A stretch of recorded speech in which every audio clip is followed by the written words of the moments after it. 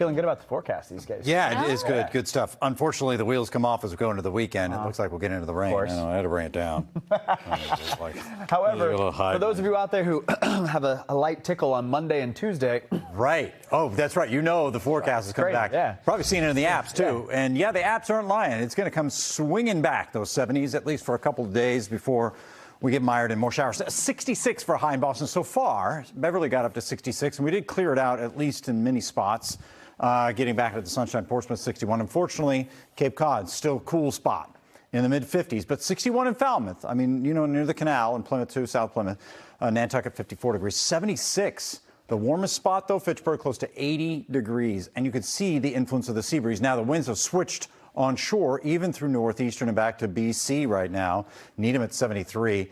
It's not one of those sea breezes that immediately cools, except on Cape Ann, where our temperature in Gloucester is now 59, 55 in Salisbury, Portsmouth in the 50s. Boxford, though, at 65. We'll see those temperatures continue to cool down. Lowell at 71, Sudbury 71, 73 in Hopkinton. And, of course, the Cape is cooler in the 50s, but 63 in Plymouth and 66 in Taunton. Watching this sneaky little low-pressure system up in Maine, it's just really small, compact. Good things come in small packages? Well, not really. This one's bringing a few showers, and we'll see that glance spots like Gloucester, the North Shore, anywhere from about Woburn to Swampscott and maybe Nahant all the way out, maybe to Sudbury and Lexington.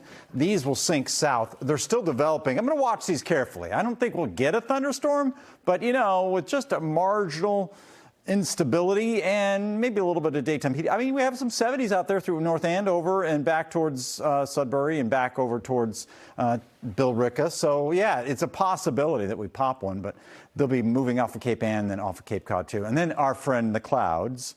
Friends are the clouds will come back and stay with us through much of tomorrow. We may see some dry air. I am optimistic about seeing a little bit of sun late tomorrow.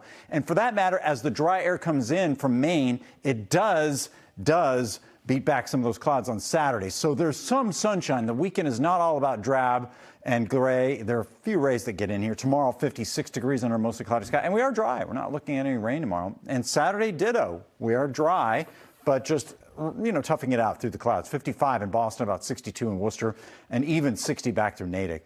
This is our wet weather system coming in for Sunday. You see it in the high plains.